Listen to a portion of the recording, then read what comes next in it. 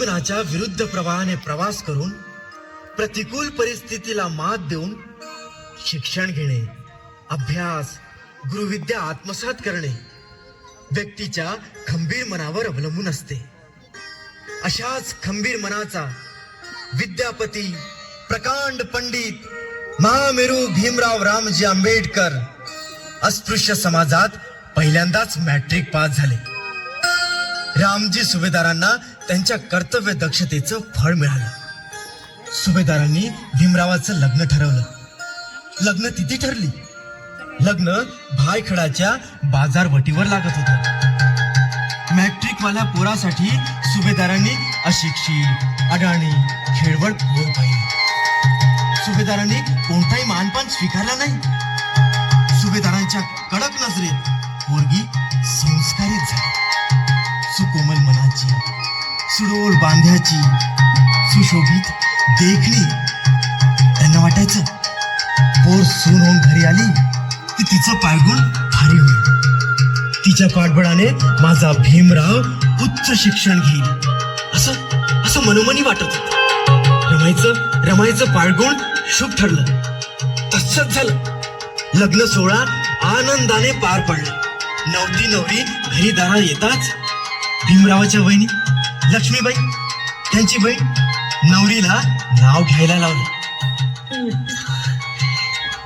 सोन्याच्या कानफुलाला मोत्याचं झुंब, सोन्याच्या कानफुलाला मोत्याचं झुंब. भीमरावांची वाट पाहते सारं गाव उभं. पाहुणे पै वराडी आपापल्या घरी गेले. सुभेदार बोलले, रमा मुली, तुझी निवड मीच केली.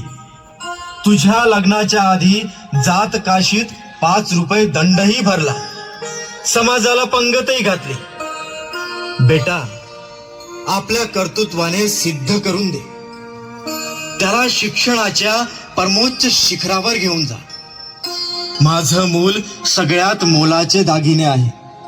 त्याला मी तुझ्या हाती सोपवत आहे. त्याला जपून ठेव. माझ्या ह्या आत्मविश्वासाला तडा देऊ नकोस. जा बेटा, सुखी संसार कर. मामांजी, आत्या, मी एक अडाणी घरची पोर. तुम्ही लष्करातील सुभेदार. मला आई बा नाहीत. मला तुमच्या चरणाशी तुम्हीच मला शिकवा. तुम्हीच माझे माय बाप.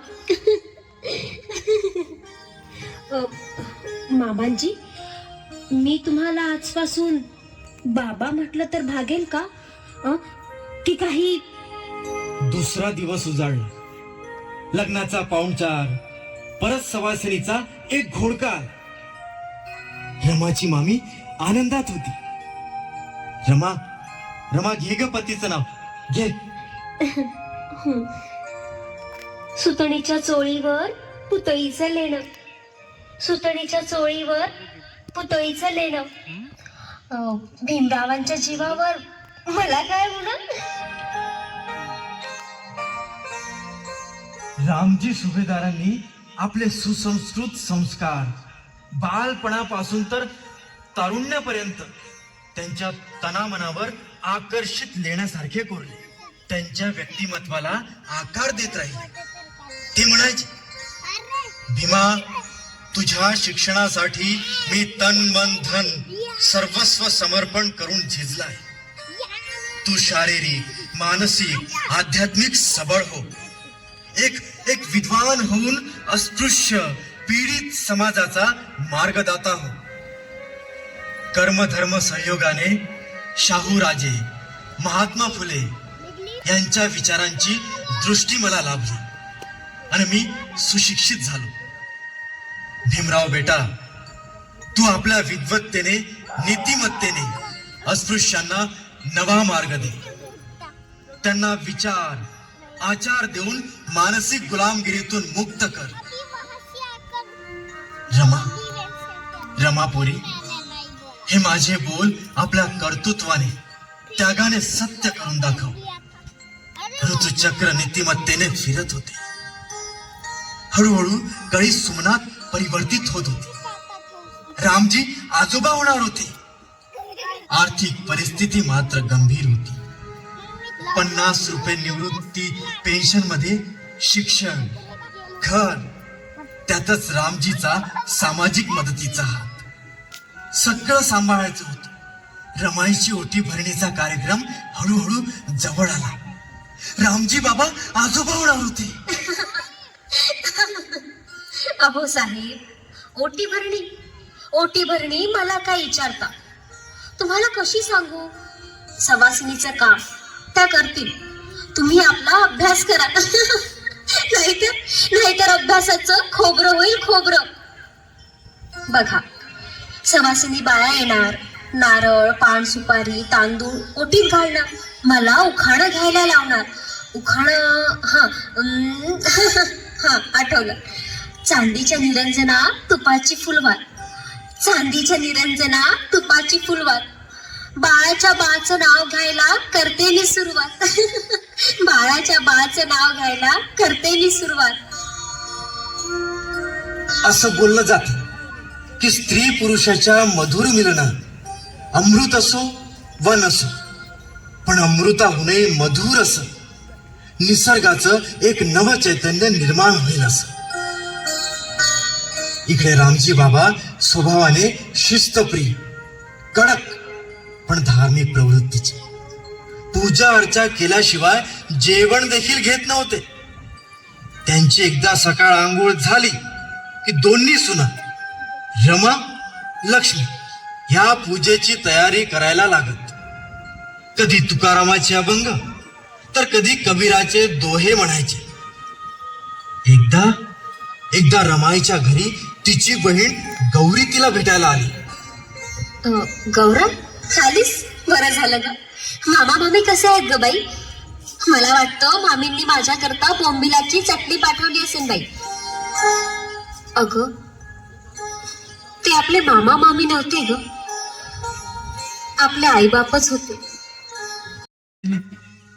नातेवाईक, सामाजिक कार्यकर्ते, त्यांचे मित्र असे अनेक लोक आले.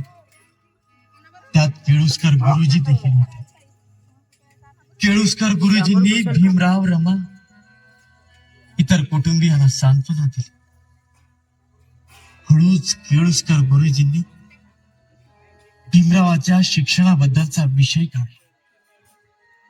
केळुसकर गुरुजी बोलले, भीमराव, तुला शिक्षण घ्यायला परदेशात जायची इच्छा असेल तर सांग.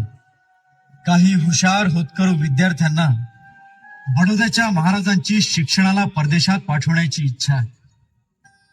भीमरावांनी अति उत्साहाने उत्तर दिले, गुरुजी, आकाश कोसळले, पृथ्वी गडप झाली तरी चालेल, पण मी पुढच्या शिक्षणाला जाणार. परदेशात पाठवायची तयारी सुरू झाली. देवा, आमच्या भाग्याचा सूर्यही चढवतच ठेव रे. रामजी बाबांचा आशीर्वाद लागला. काय बांधू, काय तयारी करू, आनंदच मावेना. साहेब, संसाराला आग लावून पुढे चला. मामांचे स्वप्न साकार करा. माझं लहानसा संसार, मूल मी पाहिलं. ह्या संसारावर इस्तो ठेवून तुम्ही बाहेर परदेशातून खूप मोठे होऊन माझ्या दारात पाय ठेवा. दिवस सोनियाचा उजळला. सुभेदार बाबांची इच्छा, त्यांच्या संस्काराचे फळ गोड झाले. तिकडे मुंबईच्या बंदरावरून झगझग करीत बोट निघाली. इकडे रमाईच्या हृदयात धडकी भरली. डोळ्यात विरहाचे, हर्षोल्लासाचे अश्रू टपकत होते. त्याग, श्रम साफल्याच्या भावनेने हृदय भरून येत होते. भीमराव उच्च शिक्षण घ्यायला अमेरिकेला निघाले. त्यांचा प्रवास सुखरूप व्हावा म्हणून रामजी सुभेदाराच्या तस्वीरी जवळ रमाई प्रार्थना करीत होती. रमाईच्या विरहाचे अश्रू ओंजळीत घेऊन भीमराव अमेरिकेला पोहोचले. त्यांनी रमाईला सुखरूप पोहोचण्याचे पत्र पाठवले. प्रिय रामूस ने आशीर्वाद रामू तुझ्या हवा मायेचे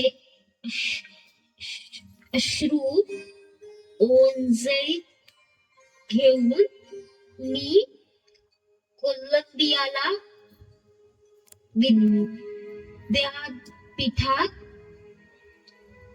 पोहोचलो. वा. तुझ्या आठवणी गोंजारून मनाचा विसावा घेत मी MA च्या अभ्यासक्रमात दाखला घेतला. वा.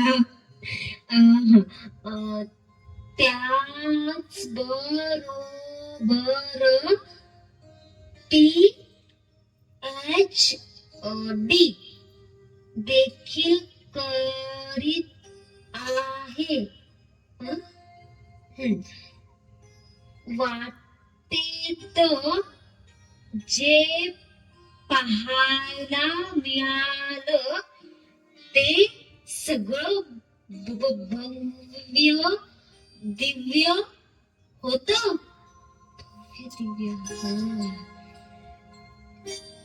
परदेशात कोणत्याही पाणवठ्यावर पाणी पिण्याची मनाई नाही. अरे वा. आता इथे कोणी दूर हो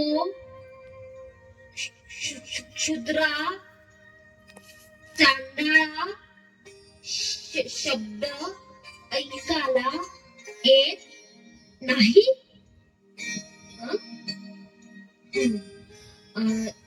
येथे काळ्या गोऱ्यांचा थोडाफार भेदभाव असला तरी माणुसकीच नातं आहे. अग रामू, माझे बाबा स्फूर्तिदाता आहेत. तर तू माझी स्फूर्ती देवता आहेस साहेब.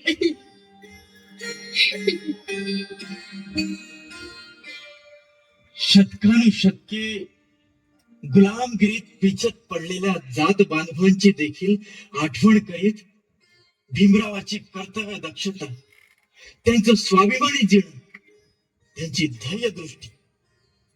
ते म्हणायचे, ध्येय शिखराचा मार्ग सोडू नये. ते रामजीच्या फोटोला अभिवादन करून अभ्यासाला सुरुवात करायची. जेवण करीत असताना रमाईच्या हातचं बोंबिलाची चटणीची चव त्यांना आठवायची. कधी पुस्तकात अभ्यासात रमले की भूक तहान विसरायची.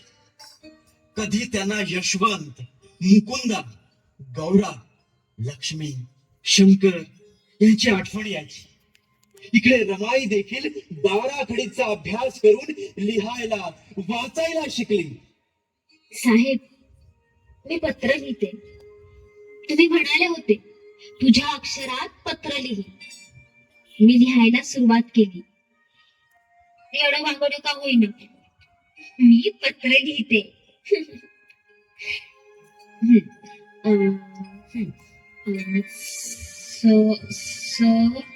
लग्न सा हे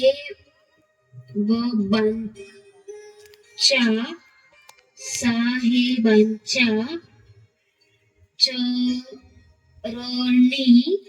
चरणी दंडवत. हा, तुमच्या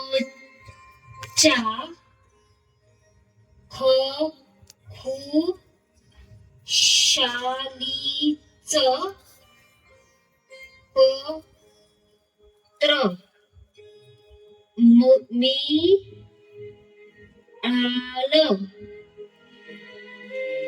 असे अनेकदा बाबासाहेब रमाईचं पत्रोपत्री मिलन झालं. तब्बल 4 वर्षाच्या दीर्घ काळानंतर भीमराव डॉक्टर आंबेडकर होऊन येणार होते. बऱ्याच दिवसानंतर पती पत्नीचं मधुर मिलन होणार होतं. रमाई आनंदून हर्षित मनाने घर आंगण करीत होती. तेवढ्यात एक कठोर निरोप आला. परदेशातून येणारी बोट भूमध्य सागरात जर्मन पाणबुड्यांनी मारा करून आगबोट समुद्रात बुडवली. मुंबईच्या धक्क्यावर ही बातमी वाऱ्यासारखी पसरली. सारे आंबेडकरी कुटुंब, अस्पृश्य समाज ह्या बातमीने हादरून गेले. अरे देवा, अरे देवा, अरे देवा, अरे देवा, काय झालं? नशिबा, माझे साहेब, माझं कुंकू, माझं नवसा झाले ना. अरे देवा, अरे देवा, काय झालं? माझा कुंकू सांभाळ, सांभाळ माझा कुंकू.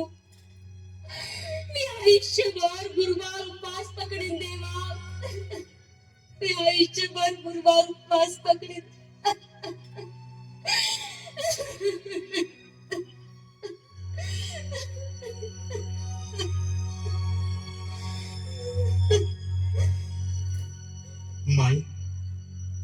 माई तुमचं कुंकू लई बळकट आहे. हो, ही अकबर दुसरीच होती. आमचे बाबासाहेब सुखरूप पोहोचले. आम्हा दलितांचा कैवारी त्यांना कोण मारे. आमचा कोहिनूर हिरा कोणी चोरट्याच्या हाती नको लागू रे देवा. बाबा, ईश्वरांची कृपा झाली. जीव वाचला रे, जीव वाचला. घरची आर्थिक परिस्थिती सांभाळावी म्हणून बाबासाहेबांनी सिडॅम कॉलेजमध्ये प्राध्यापक म्हणून नोकरी स्वीकारली. बाबासाहेबांचे राहणीमान, विचारसरणी उच्च होती. त्यांचे कपडे नीट नेटके स्वच्छ असायचे. महाराचं पोर प्राध्यापक झाला. व्यक्तिमत्वाने ब्राह्मणापेक्षाही श्रेष्ठ दिसायला. वास्तविक पाहता महाराचं पोर आपल्याला वरचढ होईल म्हणून त्याला परदेशातून लवकर बोलवण्यात आले होते. प्राध्यापक झाल्यावरही त्याचा विटाळ करायची. चपराशी देखील अस्पृश्य असल्यामुळे दुरूनच फाईल फेकायची. नोकरी चालत राहिली, पण प्रतिकूल परिस्थितीमध्ये मनात क्रांतीची ठिणगी पेट घेत होती. हळूहळू महिना झाला. बाबासाहेबांना पहिलाच पगार हाती येणार होता. आईसाहेब खुश होते.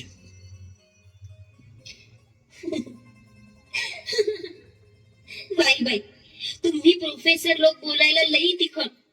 बोलायला सुटलं की कोणाचंही ऐकणार नाही.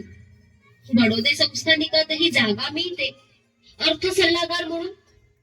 पण तेच होय, विटाळ आणि विटाळ. 1.5 डबलीचा चपराशी फाईल फेकणार. वाटत तुमचं डोकं सडकलं की नको रे बाबा, नको ते सगळं. आज बाबासाहेबांचा पहिला पगार येणार. नातेवाईक कुटुंब खुश होणार.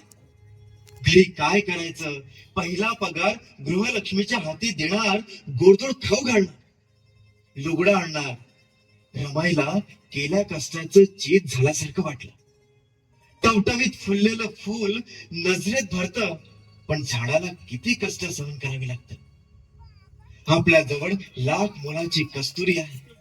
हे कस्तुरी मृगाला माहित असते का? असंच रमाईचं जीवन होते. साहेब, आपल्या कष्टाचं फळ गोड असो की तिखट, मला चाखायचं आहे हो. मला देखील आपला चिमुकला संसार, छोटेखानी घरात टेबल, खुर्ची, कपाट, पलंग, दिवाणखाना, नवं लुगडं, कापड फुला मुलांनी घर कसं गजबजून जावंसं वाटतं. रमाई संसाराच्या सुख स्वप्नांनी रमून गेल्या. डॉक्टर बाबासाहेबांनी पगार आणला. रमाई करिता नवीन लुगडं, कापड, मुलाकरिता कपडे, खाऊ गोडधोड केलं. रमाई रमाई मनोमनी आनंदून गेल्या.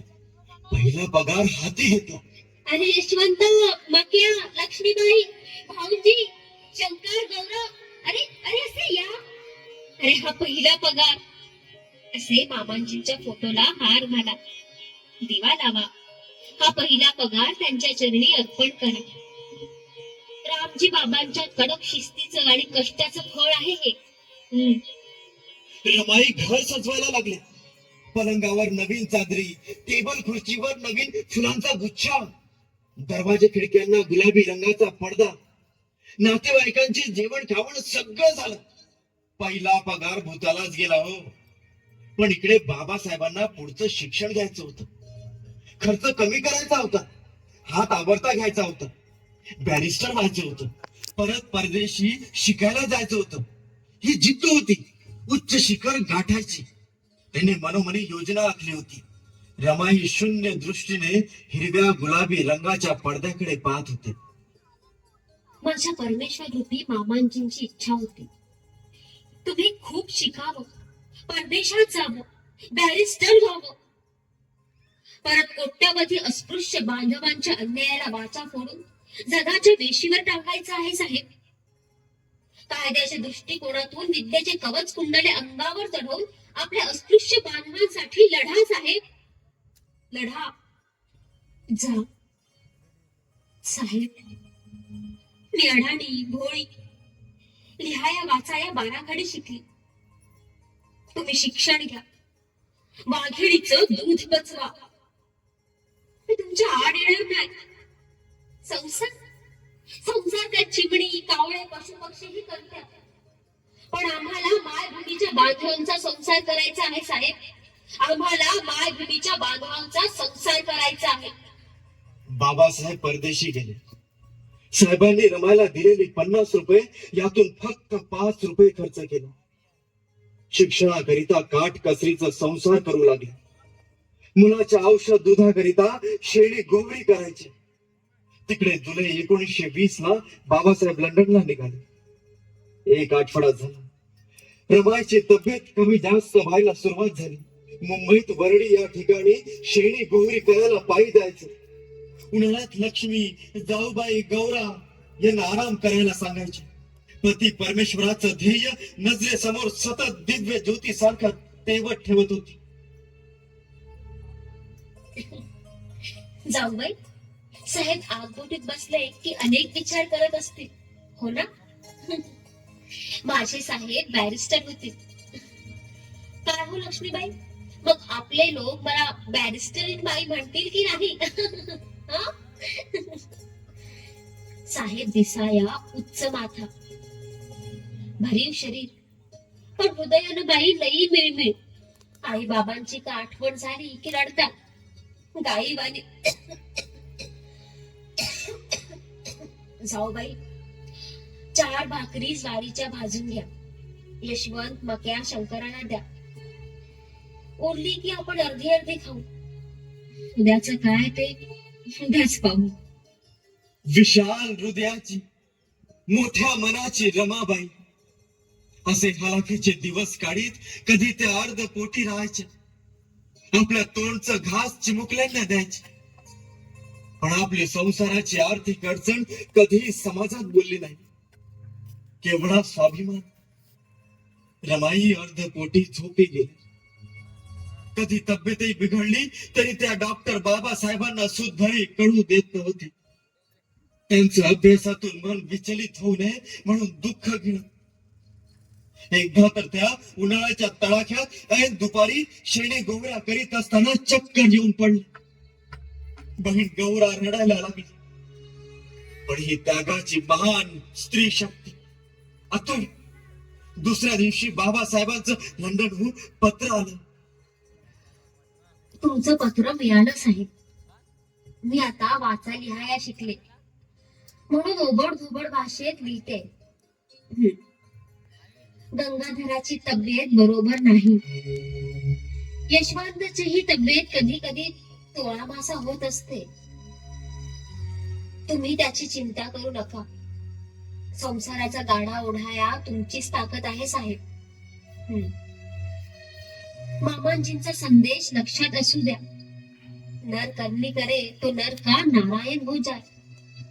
शेवटी लिहिते साहेब, पुस्तकाला पैसा अडका लागला तर कळवा. देवाची कृपा आहे माझ्या संसारावर. तुम्ही कबीरपंथी, देव मानत नाही, पण मी पौर्णिमेचा उपवास करते. तुम्ही परीक्षेत पास व्हावे म्हणून मी नवस केलाय साहेब. गंगाधर नावाचा बाळ आजारी आहे हे कळल्यावर बाबासाहेबांना अति दुःख झालं. पण काय करणार, त्यांची परिस्थिती हलाखीचीच होती. तेही तिकडे अर्धपोटी राहून कधी ब्रेड बटर खाऊन पुस्तक घ्यायची, अभ्यास करायची. रमाई घरचे थोडेफार दाग दागिने विकून संसार भागवायचे. तरीही डॉक्टरच्या औषधीचे बिल, वाड्याची उधारी चुकती करणे कठीण झाले होते. दुःखाला सीमा नव्हती. हे दोन्ही व्यक्तीचा संसार दुःखात सुखाचे मर्म शोधता शोधता काय अंत होईल याची कल्पना देखील कोणी करू शकत नव्हते. लक्ष्मीबाई, अगं गौरव, गेल्या कुठे ह्या? अगं लक्ष्मीबाई, सकाळच्या न्याहारी पुरता पीठ कणक्या तरी आहे का डब्यात? पोरांना भाकरी घाला, त्यांना शाळेत जायचं आहे. दूधवाला भैया दूध देत नाही, त्याची उधारी चुकती करायची आहे. पोरांना सांगू दूधवाला सध्या येतच नाही म्हणून, पण पण 2 भाकरी तरी घाला. देव देत आणि नशीब देत असं झालं. ह्या महामानवाची देव परीक्षाच घेतो की काय. एकदा तर रमायला पोरांनी दूध मागितले, तर त्यांना तांदळाच्या पिठाचं पाणी थोड्या दुधात मिसळून पाजलं. अशी बिकट परिस्थिती. त्यात रमाईची शारीरिक कष्ट, मानसिक तणावामुळे संसाराचं ओझं वाहता वाहता तब्येतच बिघडत चालली. काय करणार. डॉक्टर भीमरावांना रमाईला विश्वाचा महामानव घडवायचा होता. रमाई सारख्या महान विभूती दुःखी होत नसतात. दुःखाला सुख मानून संसाराच्या ध्येयपूर्तीला आनंदाने तोंड देत असतात. अगं बाई लक्ष्मी, गंगाधराची तब्येत काही सुधारत नाहीये. डॉक्टर पैशाविना औषधही देत नाहीये. काय करावं, कसं करावं? साहेब पैसे पाठविणार होते, अजून आले नाही. बाळाचा ताप लई वाढलाय ग. गरिबी लई वाईट बाई, लई वाईट. चल चल, बाळाला म्युन्सिपाल्टीच्या दवाखान्यात तरी नेऊया. चल. निसर्गही कोपला होता. बाळ गंगाधर गेला. बहीण गौरा बोलायला लागली. काय बाई देव देव करते, नवस उपास करते. कुठे गेला तो निर्दयी देव? गरीबीला देव नसतो बाई. गंगाधर मरण पावल्याची बातमी अख्ख्या मुंबईत पसरली. बाबासाहेबांचे अनुयायी जमा झाले. त्यांनी 200 रुपये वर्गणी जमा करून रमायला द्यायला आले. तो मदतीचा हात पण. बाबांनो, तुम्हाला कोणी सांगितली आमच्या संसाराची ओढाताण? हे पैसे नको मला, हे परत घ्या. तुम्हाला दान करायचंय ना, तर गोरगरीब विद्यार्थ्यांच्या वसतिगृहाला दान करा. ते गरीब पीडित, त्यांची पुस्तकांची खाण्यापिण्याची व्यवस्था होईल. मी तुमच्या मोठ्या मनाचा आदर करते. रमा माता हे स्वाभिमानी, करारी स्वभाव, सहनशील. त्यांना दुसऱ्याने केलेली कीव, दया आवडत नव्हती. ते पैसे त्या माईने परत केले. तोपर्यंत बाबासाहेबांनी पाठवलेले पैसे 100 रुपये त्यांना आले होते. पाठविलेले पैसे हे अति मोलाचे होते. लक्ष्मीबाई, जा, पैसे घे आणि त्या निर्दयी वाड्याची उधारी चुकती कर. त्या दूधवाल्याचेही पैसे आता देऊन टाक. आता काय पैसा आला ग, पैसा आला गौरव. मी पोटचा गोळा गमावून बसली ग ह्या पैशा बिळा. पोटचा गोळा गमावून बसली.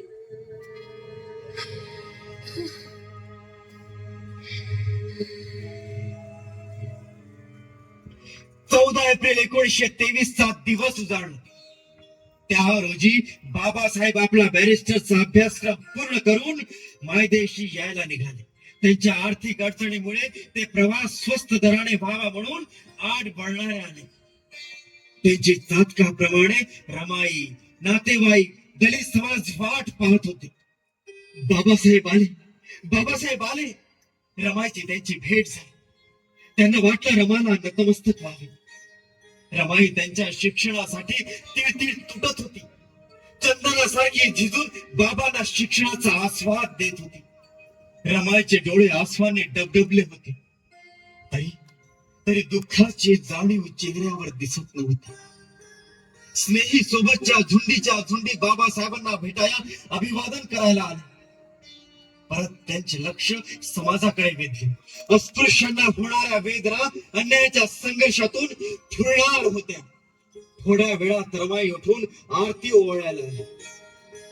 साहेब, पैसा ही लक्ष्मी आहे, तिला उभ्यानं उधळायचं नाही. बर, 500 रुपये आणले, पण आम्ही अडाणी पैसे कसे मोजायचे? पण मामांजींच्या आशीर्वादाने आम्ही बाराखडीचे पाढे शिकलो. मामांजी म्हणायचे, बेटा, स्त्रीला निसर्गाने काही मर्यादा घालून दिल्या आहेत, तरी पण चांगली आई होण्याकरिता स्त्रीने शिक्षण घ्यावंच. 20 मार्च 1926 ला महाड मध्ये एक परिषद घेण्यात आली. त्यात महाडच्या 14 तळ्याचे पाणी अस्पृश्य चाकलं. त्या पाण्याला स्पर्श म्हणजे जीवाला धोकाच. पुरुषाप्रमाणे स्त्रियांनी देखील भाग घ्यायला पाहिजे, ही भूमिका रमाईची होती. गावागावातून अनेक लोक, 15 वर्षापासून तर 75 वर्षाचे म्हातारे देखील जमा झाले. रमाई, लक्ष्मीबाई आणि अन्य स्त्रिया पुरुषांच्या जेवणाची व्यवस्था करणार होते. बाबासाहेब दृढनिश्चय एकटेच निघून गेले. 14 तड्याचा सत्याग्रह म्हणजे वनवादी, जातीवादी लोकांविरुद्ध पुकारलेला एक बंडच होता. त्या ठिकाणी बाबासाहेबांच्या जीवाला धोका होणार की काय याची रमाईला रात्रंदिवस चिंता लागली होती. मामांजी, तुम्ही लष्करातील सुभेदार, लढवय्ये, त्यांना ताकद द्या, माझा चुडा अभंग राखा. अगं लक्ष्मीबाई, आपल्या साहेबांना धोका होणार की का? लोक म्हणतात, अस्पृश्य लोकांनी पाण्याला बाटवलं तर आम्ही जिवे मारू. देवा, देवा, तुम्हीच पाठीराखा आहे सांगा. साहेबांना केव्हा डोळे भरून पाहते असं झालंय. महाडचा सत्याग्रह यशस्वी पार पडला. हाणामारी झाली.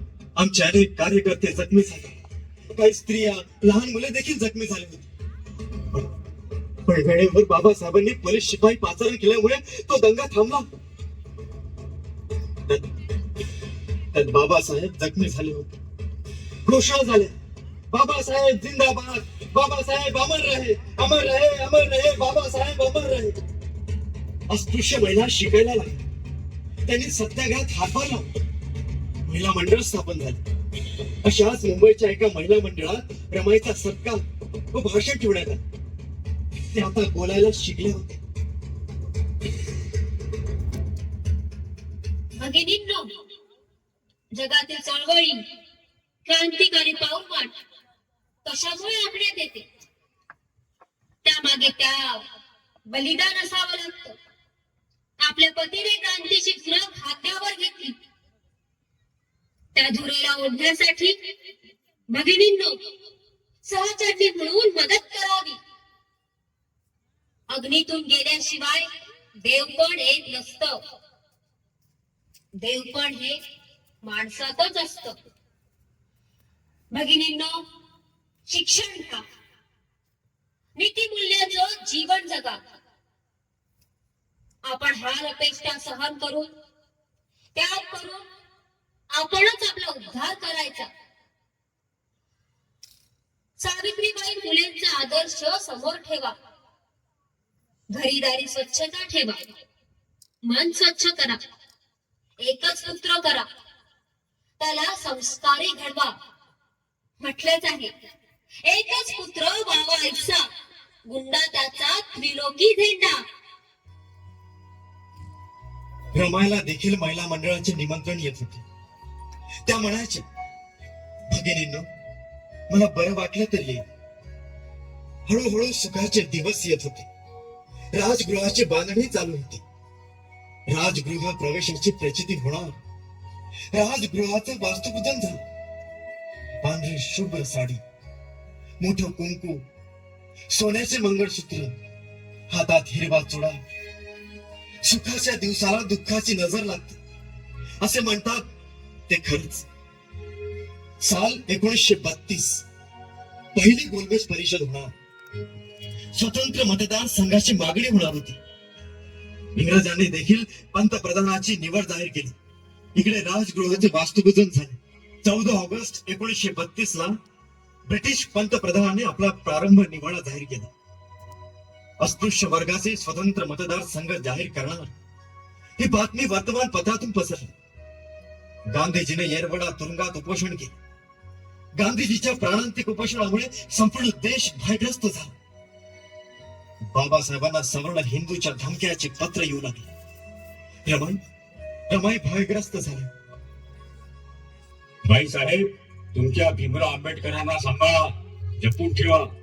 गांधी बाबा म्हणतात ते मुकाट्याने केलं तर बरं, नाहीतर दिसेल तिथं त्याच्या खांडोळ्या करू. अरे शंकर, मी म्हणते तू आत्ताच्या आत्ता पुण्याला जा, नाहीतर धारवडचे वराळे मामा आले असतील. त्यांना सांग साहेबांची पाठराखण कराया. डॉक्टर बाबासाहेब पुण्याला जाऊन 3 दिवस झाले. 3 दिवस रमाईनं जेवण सुद्धा केलं नाही. तब्येत परत बिघडत चालली होती. तेव्हा लक्ष्मीबाईंनी निरोप आणला.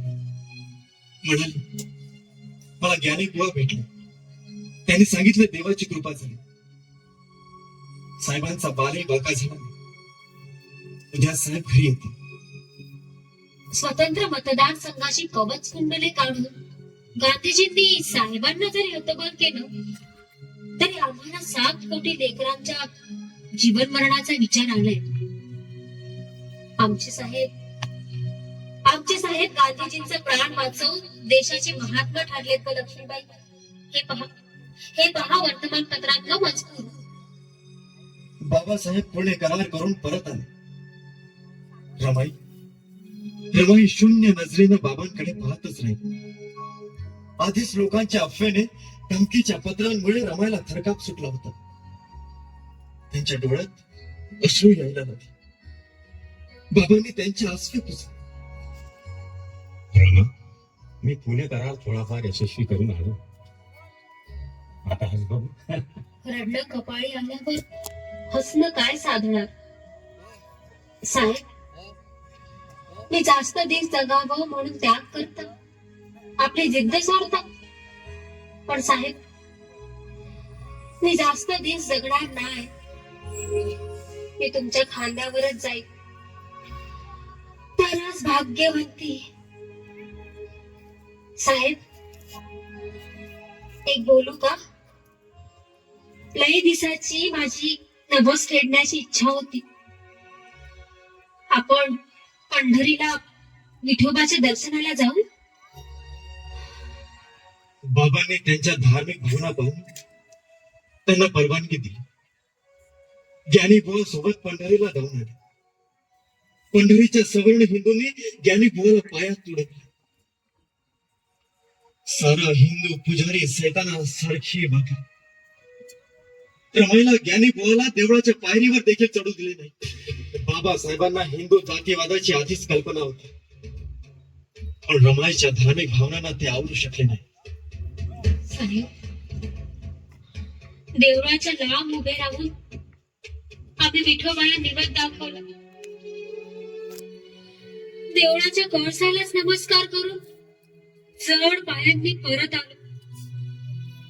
साहेब, मला वाटतं आपण हिंदू धर्मात नसावं. काही दिवसांनी प्रकृती बरी होती. मुंबईच्या दादर विभागात राजगृह बांधून समीर दादा कठीण परिस्थितीमधून राजगृहाची बांधणी करण्यात आली. राजगृह बांधून पहिल्याच दरवाज्यात मागे बाबांनी रामजी बाबा सुभेदारांची मोठी प्रतिमा लावली. काकाशी जवळ आहे. गृह तुकाराम महाराजाच्या संगी आवली, कबीरा संगी रामजानिया, तशी भीमरावाची रमा होणार. त्यांनी गाथा लिहिल्या, दोहे लिहिले. तुम्ही तुम्ही देशाला घडविणारा ग्रंथ लिहा. साहेब साहेब एकदा ज्योतिषाने मला सांगितलं, ते सारखं आठवतं. मला म्हणेल, एकाचा वैरी पती घरी नसताना तुला मरण येईल. खोटा, तुम्ही आलात, चिंता नाही मला आता. येऊ दे मरण, येऊ दे. बाबासाहेबांनी परत फॅमिली डॉक्टरला बोलावले. परत डॉक्टरनी दिलेली औषध पाणी बाबांनी रमायला दिलं. बाबासाहेबांना त्यांच्या विरोधी गांधीजीच्या उपोषणापासून कठोर काळजाचे संबोधित होते. बाबासाहेबांचे अश्रू माई साहेबांच्या गालावर पडत होते. ते बोलले, रमा,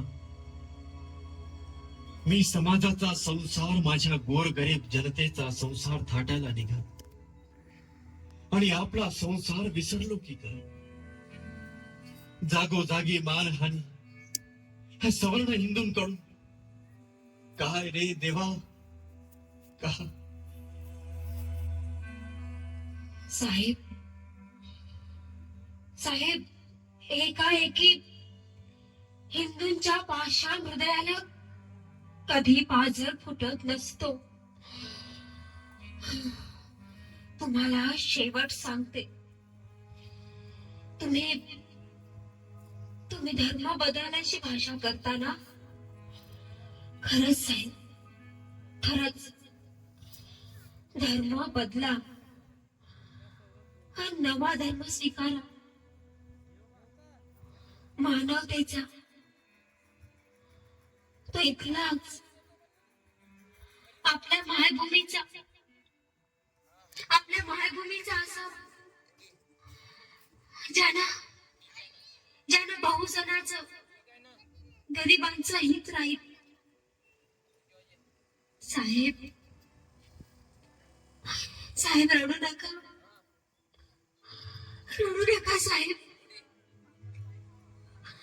हे बा, हे बा, मामाजी, रामजी बाबा, बाबा बोलता, चिता चिता, रामजी, मामाजी, बाबा, मामाजी.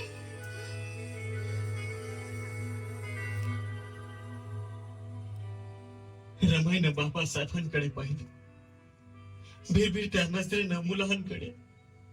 गौरा, टॉवी कुत्रा रमाईच्या पायाशी बसून अश्रू ढळीत होत. रमाई एकाएकी तळमळू लागली. रमाईचं डोकं बाबासाहेबांनी आपल्या मांडीवर घेतलं. बाबा बोलले, रमाई, पाणी घे, औषध घे.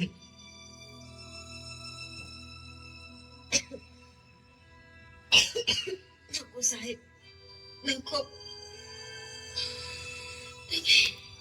तुम्हीच माझं औषध, मला काही नको,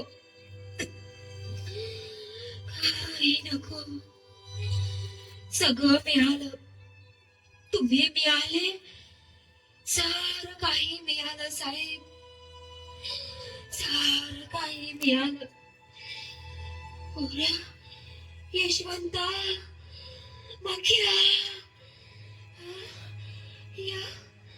या राजगृहाचं भाग्य उजळलं पोरा. या राजगृहाचं भाग्य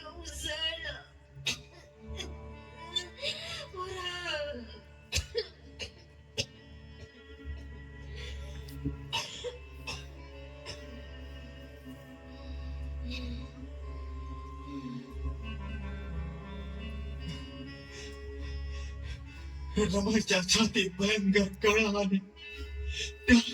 त्या तळमळू लागल्या, धापा टाकीत होत्या. बोलणं जमत नव्हतं. बाबासाहेबांनी शंकर दादाला आवाज देऊन डॉक्टर बोलवायला सांगितलं. रमाई हाताने खून करून बोलल्या, डॉक्टर बोलावू नका, डॉक्टर बोलावू नका. आणि आमची आई रमाई जगाला सोडून निघून गेली.